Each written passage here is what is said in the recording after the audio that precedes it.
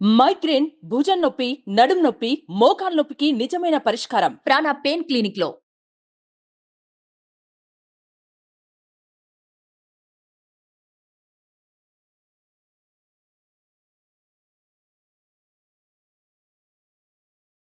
ధనుస్సు రాశి 2025వ సంవత్సరంలో ధనుస్సు రాశి వారికి ఆదాయం 5, వ్యయం 3, రాజపూజ్యం 1, అవమానం 5. ఈ సంవత్సరం ధనుస్సు రాశి వారికి అర్ధాష్టమ శని ప్రారంభమవుతోంది. సమాజంలో విపరీతమైనటువంటి సమస్యలు, చెడ్డ పేరు, కుటుంబంలో సమస్యలు, పోలీసు కోర్టు కేసుల వల్ల సమస్యలు అయినప్పటికీ గెలుపు మీదే అవుతుంది. ఇతరులను ఆకట్టుకుంటారు. మీ చాతుర్యంతో ఇతరులను ఆకట్టుకుంటారు. మనోధైర్యం పెరుగుతుంది. సంఘంలో ఉన్నత స్థితి ఉంటుంది.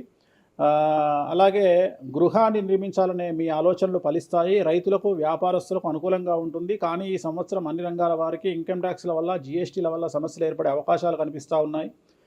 విద్యార్థులకు, ఉద్యోగస్తులకు, అవివాహితులకు అన్ని రకాలుగా అనుకూలత ఉంటుంది. మరీ ముఖ్యంగా స్త్రీలకు ఈ సంవత్సరం చాలా అనుకూలంగా ఉంటుంది. కొత్త వ్యాపారాలు ప్రారంభించే స్త్రీలకు ఈ సంవత్సరం విశేషించి రాజయోగం గోచరిస్తుంది.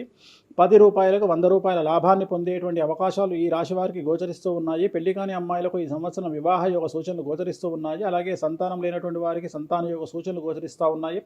కొత్తగా భూమి కొనడం లేదా గృహ నిర్మాణం జరిపించడం ఈ సంవత్సరం కనిపిస్తూ ఉన్నది. విద్యార్థులకు విదేశీ యానానికి ఈ సంవత్సరం అనుకూలంగా ఉంది. అలాగే విదేశాల్లో ఉండేటువంటి విద్యార్థులకు ఉద్యోగ సూచనలు గోచరిస్తూ ఉన్నాయి. మనకు వచ్చేది 2025 ఆంగ్ల సంవత్సరాది. ఓకే, అంటే కొంతమంది విమర్శించారు 24 కదా, 24, 25 అదే 25 ఆంగ్ల సంవత్సరాది. అంటే మనం ఇంగ్లీష్ క్యాలెండర్ అంటే 25లో వచ్చేది 25 ఆంగ్ల 25 కదా. జనవరి 1 25. జనరల్ గా మనము అంటే మరి మీరు ఉగాది నుండి ఎందుకు చెప్పట్లేదు అంటే చాలా మంది ఉగాది వరకు కూడా ఆగట్లేదు, జనవరి 1 కూడా ఆగట్లేదు, డిసెంబర్ నుండి నవంబర్ నుండి అడుగుతా ఉన్నారు అందరూ. ఓకే, ఇప్పుడు క్లయింటెల్ నన్ను అడిగేవాళ్ళు ఏంటంటే గురూజీ ఇప్పుడే చెప్పేసేయండి మాకు, మేము జాగ్రత్తలు తీసుకుంటామని చెప్పి అడుగుతా ఉన్నారు. సో అందుకనే 2025 సంవత్సరం ఆంగ్ల సంవత్సరాది అంటే జనవరి 1 నుండి ఎలా ఉండబోతుంది అనేది మనం ఒకసారి చూసుకుంటే, అన్నిటికంటే ముఖ్యంగా ఈ వచ్చేటువంటి సంవత్సరం పేరు శ్రీ విశ్వావసునామ సంవత్సరము. విశ్వావసునామ సంవత్సరము. సో వచ్చే రాబోయేటువంటి ఎందుకు గురుగారు పేరు 60 సంవత్సరాల్లో ప్రతి సంవత్సరం ఒక్కొక్క పేరు వస్తుంటది. పేరుతో ఏం స్పెషాలిటీ లేదు. క్రోధినామ సంవత్సరం అనే నెగిటివ్ అట్లా ఏం లేదు. సంవత్సరాల్లో దీని పేరు విశ్వావసునామ సంవత్సరం. సో ఈ సంవత్సరానికి అధిపతి రాజు కాబట్టి, రవి కాబట్టి రాజు.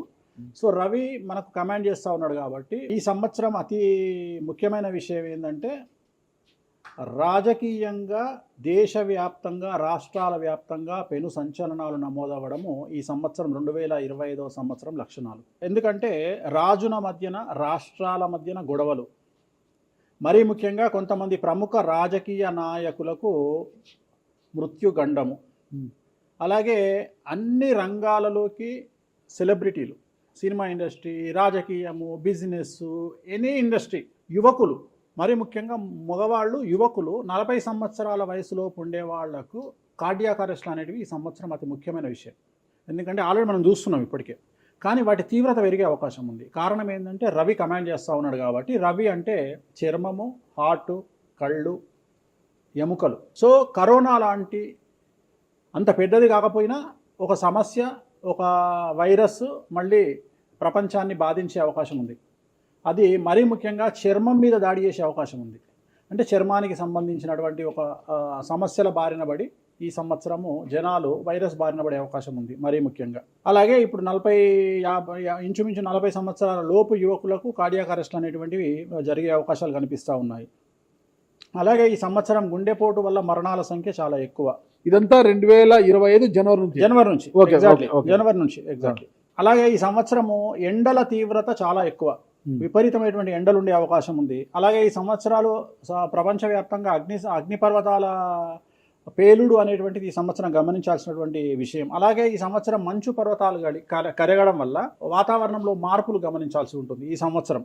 అలాగే అమెరికా దేశానికి విపరీతమైనటువంటి గాలి తుఫానులు, వరదలు ఈ సంవత్సరం కనిపిస్తూ ఉన్నాయి. అలాగే 1-2 దేశాల మధ్యన యుద్ధ వాతావరణం ఖచ్చితంగా ఉండి తీరుతుంది, లేదా యుద్ధం జరుగుతున్నాయి కదా, అది ఇంకా పెరుగుతుంది. ఇప్పుడు ఉన్నదానికంటే తీవ్రత పెరుగుతుంది అనేది. అలాగే మనకు 2025 సంవత్సరంలో సెప్టెంబర్ 7వ తేదీ 2025 సంవత్సరం ఆదివారం రాహుగ్రస్త సంపూర్ణ చంద్రగ్రహణం ఏర్పడుతుంది. ఇది కుంభరాశికి వ్యతిరేకమైన ఫలితాలు ఇస్తుంది. అలాగే వచ్చే సంవత్సరం అంటే 2025 సంవత్సరంలో మే 9వ తేదీ నుండి సరస్వతి నదికి పుష్కరాలు అనేటువంటివి ఏర్పడతా ఉన్నాయి.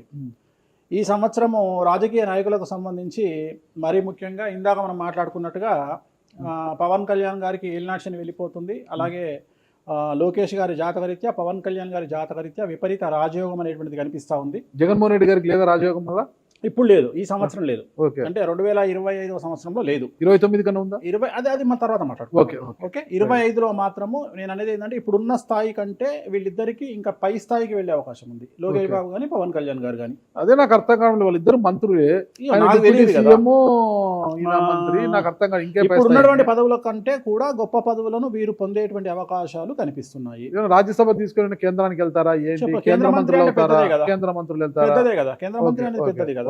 సో అది ప్రభాస్ గారి జాతకంలో చాలా అనుకూలమైనటువంటి ఫలితాలు, శుభవార్తలు వినేటువంటి అవకాశాలు కనిపిస్తా ఉన్నాయి. అంటే వివాహం అవుతుందా? చెప్పలేము, ఎందుకంటే తులారాశి కాబట్టి వివాహం కావచ్చు. సో ఫ్యాన్స్ కి ఇది పండగనే, పెద్ద పండగనే. ఓకే సో ఇది ఓవరాల్ గా ఇంకా బేసిక్ డీటెయిల్స్. అట్లా ఎక్కువగా ఒక పూజ మాత్రం ఎక్కువగా చెప్పారు, చాలా మంది కూడా చెప్పారు. తిరునల్లార్ శనీశ్వర ఆలయం, శని ఎఫెక్ట్. ఓకే, ఎక్కువ మందికి తిరునల్లార్ చెప్పినా అక్కడ ఎంత 450 రూపాయలు ఉంటుంది పూజ. అది తిరునల్లార్ పాండిచ్చేరిలో ఉంటుంది, అక్కడికి వెళ్ళి పూజ చేసుకుంటే సరిపోతుంది. ఇది పేరును బట్టి ఈ రాశుల ప్రకారం ఇలా ఉంటుందని మీరు రాశారా, లేకపోతే వాళ్ళ డేట్ ఆఫ్ బర్త్ ప్రకారం? నక్షత్రం బట్టి, నక్షత్రాలు. నక్షత్రాలు వాళ్ళకి అర్థమైపోతుంది, వాళ్ళ నక్షత్రాన్ని బట్టి. అశ్విని నక్షత్రం మేషరాశి, భరణి నక్షత్రం మేషరాశి, పుష్యమి నక్షత్రం కర్కాటక రాశి. మీ రాశి నా రాశి ఒకటే. నా రాశి ఏదో నాకు తెలియదు గురుగారు. మీది వృశ్చిక రాశి. మీది అదేనా? మరి ఎలా గురుగారు ఈ మధ్యన బాగానే ఉందంటారు? మనకు బాగుంది, ఇంకా మన రచనే, ఇంకా రచనే రచనే. ఎట్లా రచ్చ? ఇంత వివాదాలు అవుతున్నాయి, ఏం కథ అసలు? ఇంకా లైఫ్ అన్నప్పుడు ఇప్పుడు రేవంత్ రెడ్డి ఉన్నాడు, రేవంత్ రెడ్డి ఎన్ని కష్టాలు అనుభవిస్తే సీఎం అయినాడు. అంటే ఇక కష్టం తర్వాత సుఖం రెడీగా ఉంటుంది. ఓకే, ఇప్పుడు కష్టపడ్డారు కాబట్టి మీకు సుఖం ఉంది అంటారు. మీకు కాదు, మళ్ళీ మీకు మనకు అందరికీ. ప్రతి మనిషి జీవితంలో పండ్లున్న చెట్టుకే రాయి దెబ్బలు, అంతేగాని పళ్ళు లేని చెట్టుని కూడా పట్టించుకుంటాడు. పళ్ళు ఉంటేనే దాన్ని రాయి చేస్తారు. అట్లనే మనం కూడా అంతే అండి. వేణుస్వామి అంటే పూజలకు పెట్టింది పేరు.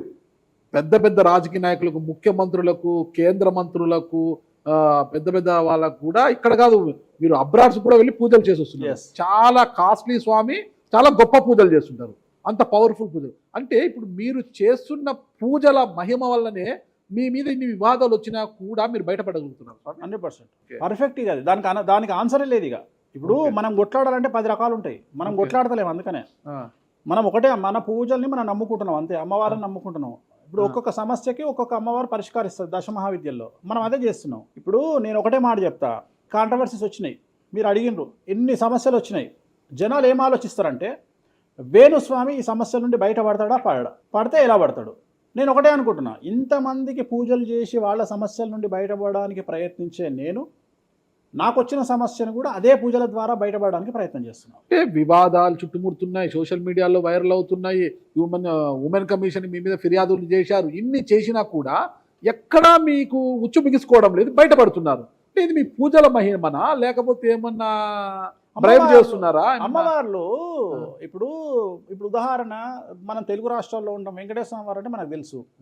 ఇప్పుడు తమిళనాడులో పెరుమాళ్ అంటారు వెంకటేశ్వర స్వామిని, అదే నార్త్ ఇండియాకి వెళ్తే బాలాజీ అంటారు.